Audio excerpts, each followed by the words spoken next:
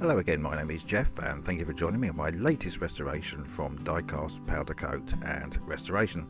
Today is Father's Day. I'm still waiting for my card. But today we will be restoring a Matchbox Jaguar E-Type.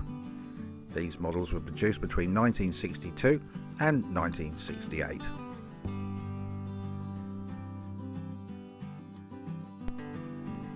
Well, let's have our first little look at it, and I do apologise, it's another Jaguar. I do like Jaguars, as you're probably aware.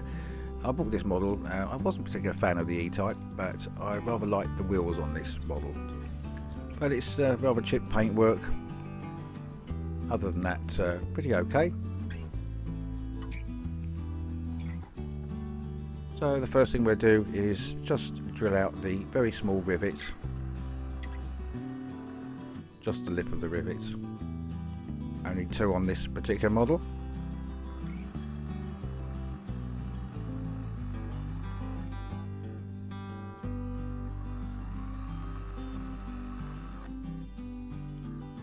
Didn't have to take too much off, and once we've done that, the base will come off very nicely.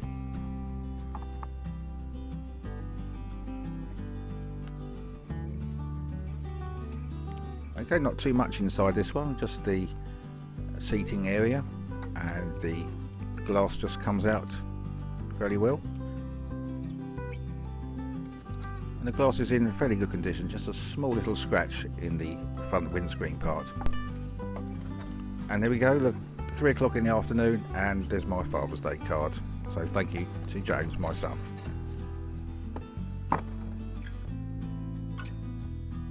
Okay, so we're going to now use the deburring tool just to take off the small lip on the axles. I need to be very careful here because there's no way I want to destroy these wheels.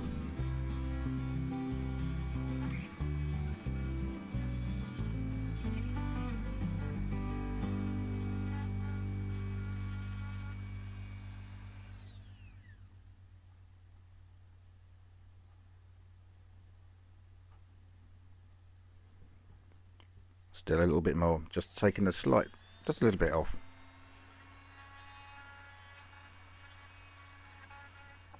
And then eventually the wheels come off and there's all the parts there together. Well, as this is only a little tiny model compared to some Matchbox ones, I'm just going to use paint remover on this one. Don't need to go over the top, I'm just going to brush it on and then leave it for a little while.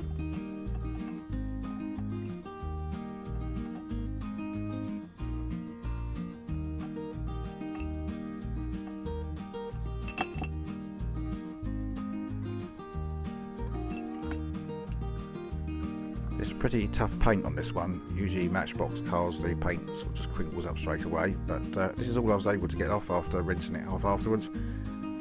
Still a little bit of paint, so we'll use the fake Dremel and its spinning wheel brush to get the remainder of the paint off and also give the casting a bit of a polish.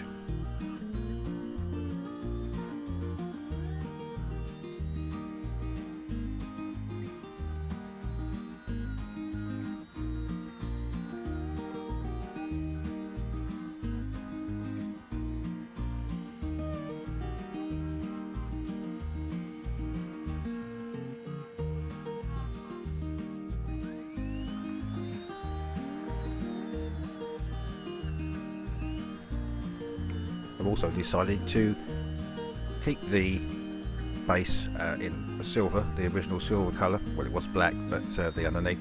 I'm just going to polish that up. I think that will look better with the colour I've decided for this E-Type. But once again, using the fake Dremel and a little bit of Ultrasol, it does polish up quite nicely.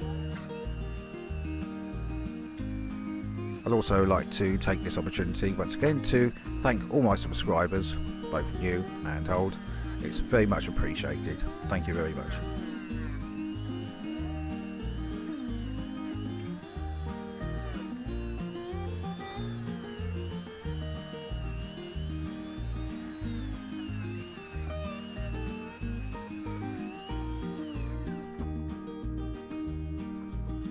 And then once again just polishing that off, and it's come up quite nicely. So Next thing will be to put the main casting into the oven for the usual 10 minutes, about 180 degrees. That's just to burn out any impurities in the metalwork.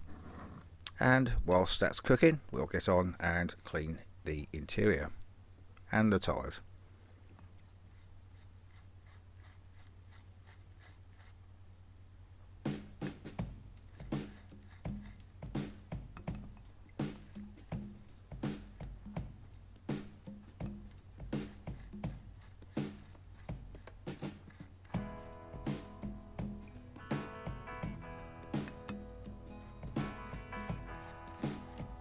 Now the windscreen area,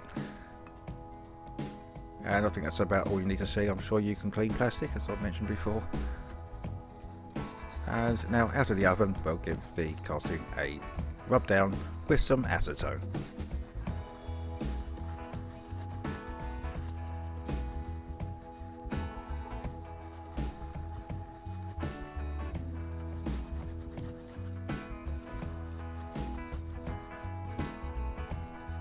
Okay, and now ready for the powder coating.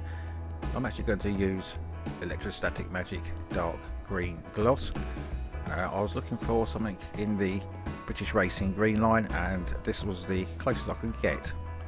So it's not too far off British Racing green. I think that does suit the E-Type Jaguar very well. Once again, just the final sort of the fine dusting over the bodywork. As I said, I don't want to lose any of the detail, so just a fine dusting over the model. And then into the oven again for 10 minutes at 180 degrees.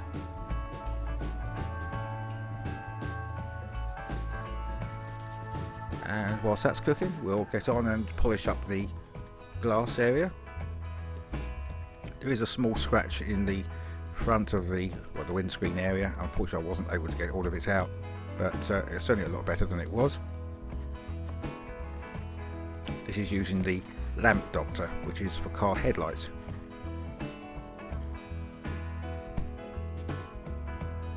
And then I'll put it into the Pledge Revive it and hang that up to dry for about half an hour, and that'll be ready for later on.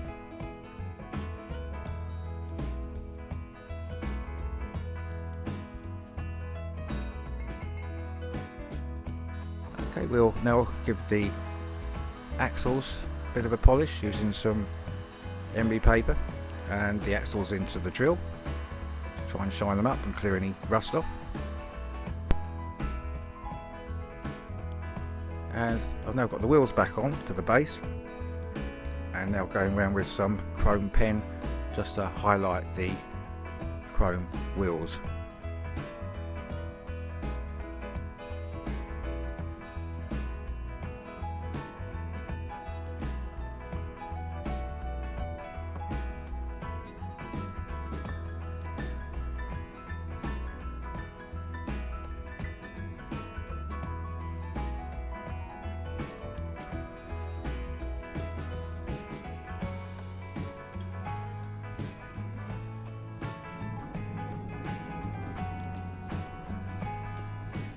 Okay, so all the interior's back together. Now just clipping the base back on.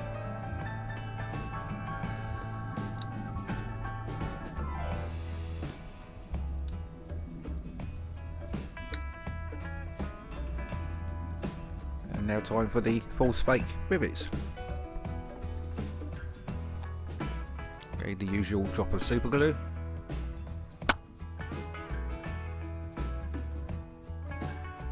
These are quite fiddly. I already pre-drilled the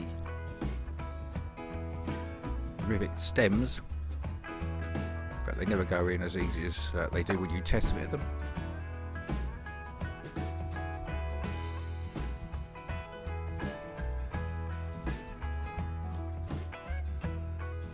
And the front one's under a bit of a load, so we need to have to just wait for a little bit for that to settle and dry.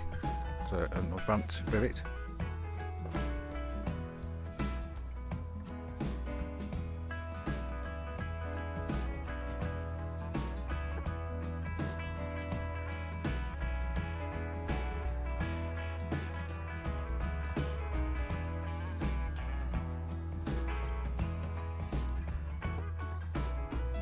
and with that in, I'll hold that for about 10 minutes. You don't need to see that. So with that done, that's it, she's finished. I hope you do like the green. It is quite close to the British Racing green. I've done my chrome trim as usual on there. And then one thing I did leave out was the headlights. The Matchbox model never had the headlights put in. I think me trying to draw ovals in silver would be a bad idea. But let's have a little look of what she used to look like. It was originally in a metallic red. The windscreen, as we found out, there's just a small scratch in the front, but not too bad. It's cleaned up fairly well, and so the paint was fairly chipped. And let's have a little look of what she looks like now. Well, there we go, into the, as I call it, British Racing green. It's actually a dark green. I've chromed the wheels. The interior has been washed. I've also done my chroming on the bumpers, and that's it. I hope you like it. Once again, thank you very much for watching. Thank you to all my subscribers, and I hope you stay well out there, and I hope to see you again next time. Goodbye for now. Thank you.